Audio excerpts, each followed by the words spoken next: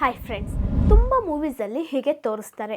Like ಒಂದು ಹುಡುಗ ಇಲ್ಲ ಹುಡುಗಿ ಫಸ್ಟ್ ಟೈಮ್ ನೋಡಿದಾಗಲೇ ಲವ್ವಲ್ಲಿ ಬೀಳೋ ರೀತಿ. ಸೊ ಒಂದು ಹುಡುಗ ಒಂದು ಹುಡುಗಿನ ಇಲ್ಲ ಒಂದು ಹುಡುಗಿ ಒಂದು ಹುಡುಗನ ನೋಡಿದ ಕೂಡಲೇ ಇಂಪ್ರೆಸ್ ಆದರೆ ಅದನ್ನು ನಾವು ನಿಜವಾಗ್ಲೂ ಲವ್ ಅನ್ಬೋದಾ, ಇಲ್ಲ ಅದು ಜಸ್ಟ್ ಅಟ್ರಾಕ್ಷನ್ ಮಾತ್ರನೇನಾ? ಸೊ ಎಸ್, ಇದರ ಬಗ್ಗೆ ನಾವು ಇವತ್ತಿನ ವಿಡಿಯೋದಲ್ಲಿ ಮಾತಾಡ್ತೀವಿ. ಹಾಗೆ ಒಂದು ಹುಡುಗಿ ಹುಡುಗನಲ್ಲಿ ಇಲ್ಲ ಒಬ್ಬ ಹುಡುಗ ಹುಡುಗಿಯಲ್ಲಿ ಯಾವ ಕ್ವಾಲಿಟೀಸ್ನ ನೋಡಿ ಇಂಪ್ರೆಸ್ ಆಗ್ತಾರೆ ಅನ್ನೋದನ್ನ ಸಹ ನೋಡೋಣ. ಅದಕ್ಕೂ ಮುಂಚೆ ನೀವಿನ್ನೂ ನನ್ನ ಚಾನಲ್ನ ಸಬ್ಸ್ಕ್ರೈಬ್ ಮಾಡಿಲ್ಲ ಅಂದರೆ ಪ್ಲೀಸ್ ಸಬ್ಸ್ಕ್ರೈಬ್ ಮಾಡಿ, ವಿಡಿಯೋಸ್ಗೆ ಲೈಕ್ ಮಾಡೋಕ್ಕೆ ಮರಿಬೇಡಿ. Let's get started. Welcome to Pushpa Prasanga. ಯಾರೋ ಇಬ್ಬರು ಫ್ರೆಂಡ್ಸ್ ಡೈಲಿ ಹಾಗೆ ಹೊರಗೆ ಹೋಗ್ತಾರೆ. ಹಾಗೆ ಹೋಗೋವಾಗ ಡೈಲಿ ಅವ್ರಿಗೆ ಹೊಸ ಹೊಸ ಹುಡುಗಿರು ಕಾಣಿಸ್ತಾರೆ. ಆವಾಗ ಅದರಲ್ಲಿ ಒಬ್ಬ ನನಗೆ ಈ ಹುಡುಗಿ ಅಂದರೆ ತುಂಬ ಇಷ್ಟ, ಅವಳನ್ನ ನಾನು ತುಂಬ ಇಷ್ಟಪಡ್ತಿದ್ದೀನಿ ಅಂತ ಹೇಳ್ತಾನೆ. ಹಾಗೆ ಡೈಲಿ ಹೇಳ್ತಾನೆ. ಅದರಲ್ಲಿ ಎಷ್ಟು ನಿಜ ಇದೆ? ಒಬ್ಬ ವ್ಯಕ್ತಿಗೆ ಡೈಲಿ ಪ್ರೀತಿ ಹುಟ್ಟುತ್ತಾ? ಅದನ್ನು true love? Absolutely not. Young ಏಜಲ್ಲಿ ಹುಡುಗಿ ಆದರೂ ಹುಡುಗ ಆದರೂ ಅದು ಕಾಮನ್ ಆಗಿ ನಡೆಯುತ್ತೆ. ಅದನ್ನು ನಾವು ಲವ್ ಅಂತ ಹೇಳಲ್ಲ. ಅದು 99.9% ಅಟ್ರಾಕ್ಷನ್ ಮಾತ್ರನೇ.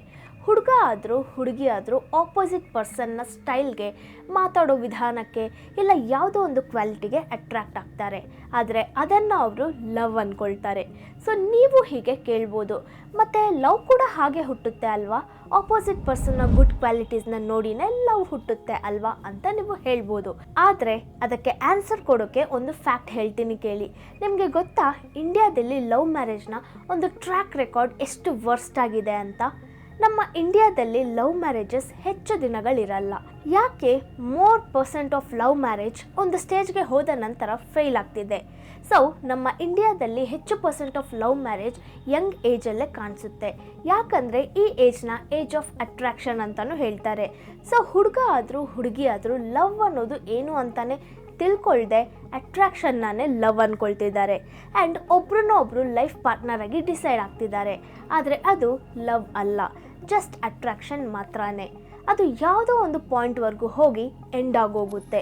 ಒಬ್ರಿಗೆ ಒಬ್ರು ಬೋರಿಂಗ್ ಅನ್ನಿಸ್ತಾರೆ. ಇಬ್ಬರ ಮಧ್ಯೆ ಇರೋ ಟ್ರಸ್ಟ್ ಬ್ರೇಕ್ ಆಗುತ್ತೆ ಆ್ಯಂಡ್ ಡಿವೋರ್ಸ್ವರೆಗೂ ಸಹ ಹೋಗ್ತಾರೆ, ಇಲ್ಲ ಒಬ್ಬರಿಂದ ಒಬ್ರು ದೂರವಾಗಿರ್ತಾರೆ. ಸೊ ಫ್ರೆಂಡ್ಸ್, ಎಲ್ಲಿ ಟ್ರಸ್ಟ್ ಇರಲ್ವೋ ಅಲ್ಲಿ ಲವ್ ಇರಲ್ಲ. ಬಿಕಾಸ್ ಕೇವಲ ಟ್ರಸ್ಟ್ ಮಾತ್ರನೇ ಎರಡು ಮನಸ್ಸುಗಳನ್ನ ಸೇರಿಸುತ್ತೆ. ಆ್ಯಂಡ್ ಸೆಕೆಂಡ್ ಪಾಯಿಂಟ್, ಲವ್ವಲ್ಲಿ ಯಾವಾಗಲೂ ಯಾರು ಬೋರಿಂಗ್ ಆಗಿ ಫೀಲ್ ಮಾಡಲ್ಲ. ನಿಜವಾದ ಲವ್ ಇದ್ದರೆ ಅದು ಎಷ್ಟು ವರ್ಷಗಳಾದರೂ ಸ್ವಲ್ಪನೂ ಚೇಂಜ್ ಆಗಲ್ಲ.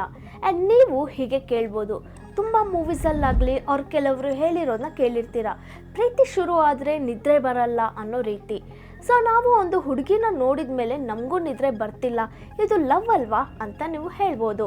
ಈ ಸಿಚುವೇಶನಲ್ಲಿ ನಿಮ್ಮ ಮನಸ್ಸಲ್ಲ, ನಿಮ್ಮ ಬ್ರೈನಲ್ಲಿರೋ ಕೆಮಿಕಲ್ಸ್ ಮ್ಯಾಟರ್ ಆಗುತ್ತೆ. ಯಾವಾಗ ಒಬ್ಬ ಪರ್ಸನ್ ಒಬ್ರನ್ನ ನೋಡಿ ಅಟ್ರಾಕ್ಟ್ ಆಗ್ತಾರೋ ಆವಾಗ ಸ್ವಲ್ಪ ಹೊತ್ತು ತಮ್ಮ ಫೀಲಿಂಗ್ಸ್ ತುಂಬ ಇಂಟೆನ್ಸ್ ಆಗೋಗುತ್ತೆ ಆ್ಯಂಡ್ ಆ ಪರ್ಸನ್ ಹೆಚ್ಚು ಆಂಕ್ಷಿಯಸ್ ಆಗೋಗ್ತಾನೆ. ಅದರಿಂದ ನಮ್ಮ ಬ್ರೈನಲ್ಲಿ ಹೆಚ್ಚು ಅಮೌಂಟ್ ಆಫ್ ಡೋಪಮೈನ್ ರಿಲೀಸ್ ಆಗುತ್ತೆ. ಅದರಿಂದ ನ್ಯೂರೋಫರ್ನೈನ್ ಅನ್ನೋ ಹಾರ್ಮೋನ್ ಎಕ್ಸೆಸ್ ಆಗಿ ನಮ್ಮ ಬಾಡಿಯಲ್ಲಿ ರಿಲೀಸ್ ಆಗುತ್ತೆ. ಅದರಿಂದಾನೇ ನಮಗೆ ಏನು ತಿನ್ನಬೇಕು ಅನ್ಸಲ್ಲ ಆ್ಯಂಡ್ ತಿಂದೇ ಇರೋದ್ರಿಂದ ನಿದ್ರೆನೂ ಬರಲ್ಲ. ಅದನ್ನು ನಾವು ಲವ್ ಅಂತ ಫೀಲ್ ಆಗ್ತಿರ್ತೀವಿ. ಸೊ ಇವಾಗ ನಿಮಗೆ ಲವ್ ಆ್ಯಂಡ್ ಅಟ್ರಾಕ್ಷನ್ ಮಧ್ಯೆ ಎಷ್ಟು ಡಿಫ್ರೆನ್ಸ್ ಇದೆ ಅಂತ ಅರ್ಥ ಆಗಿದೆ ಅಂದ್ಕೊಳ್ತೀನಿ. ಆದರೆ ನೀವು ಒಬ್ರನ್ನ ನೋಡಿದ ಕೂಡಲೇ ನಿಮಗೆ ಒಬ್ಬರು ಇಷ್ಟ ಆಗ್ತಾರೆ. ನಿಮ್ಮದು ಲವ್ ಆದರೂ ಅಟ್ರಾಕ್ಷನ್ ಆದರೂ ನಿಮಗೆ ಆಪೋಸಿಟ್ ಪರ್ಸನ್ನ ನೋಡಿದ ಕೂಡಲೇ ಏನು ಫೀಲ್ ಆಯಿತೋ ಸೇಮ್ ಫೀಲಿಂಗ್ ಆ ಪರ್ಸನ್ಗೆ ನಿಮ್ಮನ್ನ ನೋಡಿನೂ ಬರಬೇಕು ಅನ್ನೋದೇನು ಇಲ್ಲ ಅಲ್ವಾ? ಸೊ ನೀವು ಆ ಸ್ಪೆಷಲ್ ಪರ್ಸನ್ನ ಮನಸ್ಸಲ್ಲಿ ಜಾಗ ಹಿಡಿಬೇಕಂದ್ರೆ ಕೆಲವು ಸ್ಟೆಪ್ಸ್ನ ಫಾಲೋ ಆಗಬೇಕಿರುತ್ತೆ. ಸೊ ನಾನು ಕೆಲವು ಸ್ಟೆಪ್ಸ್ ಹೇಳ್ತೀನಿ. ಆ ಸ್ಟೆಪ್ಸ್ನ ಫಾಲೋ ಆದಮೇಲೆ ಒಂದು ಹುಡುಗ ಆದರೂ ಒಂದು ಹುಡುಗಿ ಆದರೂ ಯಾರೂ ನಿಮ್ಮನ್ನ ಇಗ್ನೋರ್ ಮಾಡಲ್ಲ. ಅವರ ಮನಸ್ಸು ಆ್ಯಂಡ್ ಮೈಂಡಲ್ಲಿ ನಿಮಗೆ ಜಾಗ ಇರುತ್ತೆ. ಎಲ್ಲದಕ್ಕಿಂತ ಮುಂಚೆ ಬೇಸಿಕ್ ಪರ್ಸ್ನಾಲಿಟಿ ರಿಲೇಟೆಡ್ ಥಿಂಗ್ಸ್ ಇರೋದು ತುಂಬ ಮುಖ್ಯ. ಅದರಲ್ಲಿ 2 ಥಿಂಗ್ಸ್ ಬರುತ್ತೆ. First thing internal, second thing external. External ಥಿಂಗ್ಸಲ್ಲಿ ಹೇಳಬೇಕಂದ್ರೆ ಬಾಯ್ಸ್ಗೆ long hair, well body shaped, well groomed, peaceful and breathy quality voice ಇರೋ ಗರ್ಲ್ಸ್ಗೆ ಈಸಿಯಾಗಿ ಅಟ್ರಾಕ್ಟ್ ಆಗ್ತಾರೆ. ಆ್ಯಂಡ್ ಗರ್ಲ್ಸ್ಗೆ well groomed, good looking, healthy, sharp chin ಇರೋರು ಇಷ್ಟ ಆಗ್ತಾರೆ. ಎಕ್ಸ್ಟರ್ನಲಲ್ಲಿ ನೀವು ಸಿಂಪಲ್ಲಾಗಿ ಹೈಜೀನ್ನ ಮೇಂಟೈನ್ ಮಾಡಿದ್ರೆ ಸಾಕು. ಆ್ಯಂಡ್ ಇಂಟರ್ನಲ್ ಕ್ವಾಲಿಟಿ ವಿಷಯಕ್ಕೆ ಬಂದರೆ ಹುಡುಗ ಆದರೂ ಹುಡುಗಿ ಆದರೂ ಸೇಮ್ ಕ್ವಾಲಿಟೀಸ್ ಇರೋರನ್ನೇ ಕೋರ್ಕೊಳ್ತಾರೆ.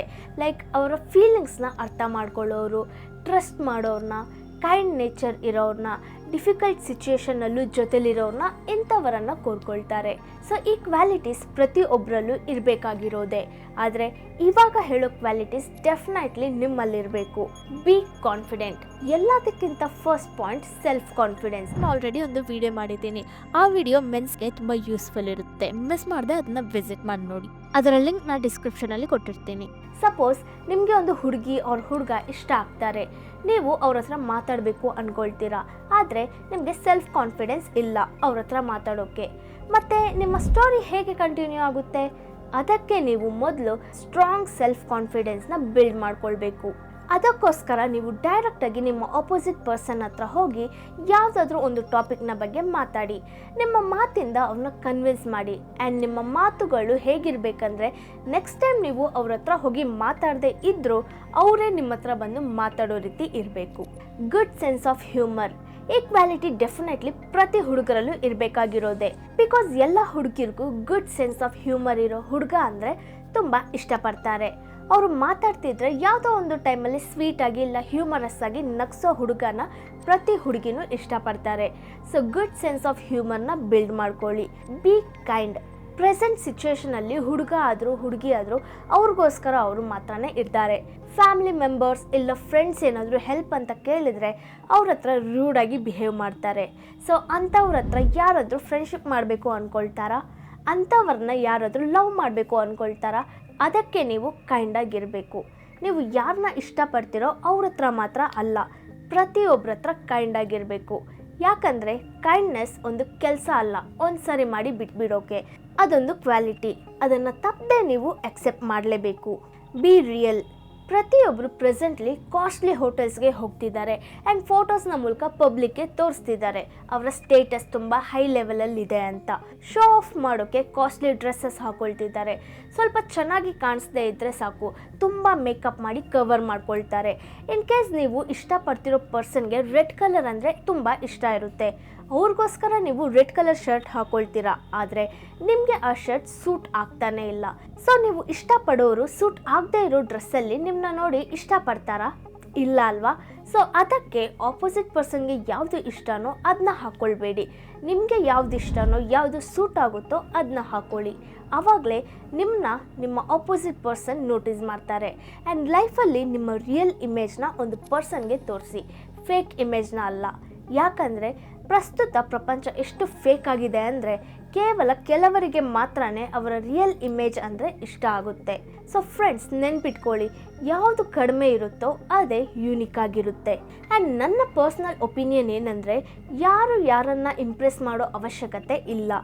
ನೀವು ನಿಮ್ಮ ಲೈಫಲ್ಲಿ ನಿಮಗೆ ಇರೋ ಗೋಲ್ಸ್ ಆ್ಯಂಡ್ ಡ್ರೀಮ್ಸ್ ಮೇಲೆ ಫೋಕಸ್ ಮಾಡಿ. ನಿಮಗೆ ಆದ ಒಂದು ಯೂನಿಕ್ ಪ್ರಿನ್ಸಿಪಲ್ಸ್ನ ಅಳವಡಿಸ್ಕೊಳ್ಳಿ.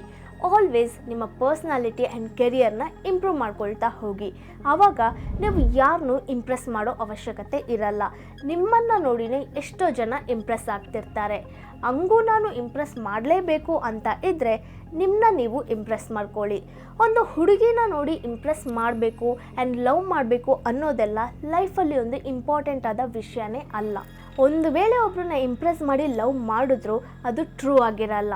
ಲೈಫ್ ಲಾಂಗ್ ನೀವು ಅವ್ರನ್ನ ಇಂಪ್ರೆಸ್ ಮಾಡ್ತಾನೆ ಇರಬೇಕಾಗುತ್ತೆ. ಅಲ್ಲಿ ನಿಮ್ಮ ಒರಿಜಿನಾಲಿಟಿನ ನೀವು ಕಳ್ಕೊಳ್ಬೇಕಾಗುತ್ತೆ. ಸೊ ಐ ಹೋಪ್ ನಾನು ಹೇಳಿದ್ದು ನಿಮಗೆ ಅರ್ಥ ಆಗಿದೆ ಅಂದ್ಕೊಳ್ತೀನಿ.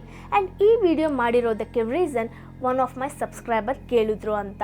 ಸೊ ಈ ವಿಡಿಯೋ ನಿಮಗೆ ಯೂಸ್ಫುಲ್ ಅನಿಸಿದ್ರೆ ಲೈಕ್ ಮಾಡೋಕ್ಕೆ ಮರಿಬೇಡಿ. ಹಾಗೆ ಚಾನಲ್ನ ಸಬ್ಸ್ಕ್ರೈಬ್ ಮಾಡ್ಕೊಳ್ಳಿ. Thanks for watching. ನಿಮ್ಮನ್ನ ನೆಕ್ಸ್ಟ್ ವಿಡಿಯೋದಲ್ಲಿ ಮೀಟ್ ಆಗ್ತೀನಿ. Until then take care. ಬಾಯ್.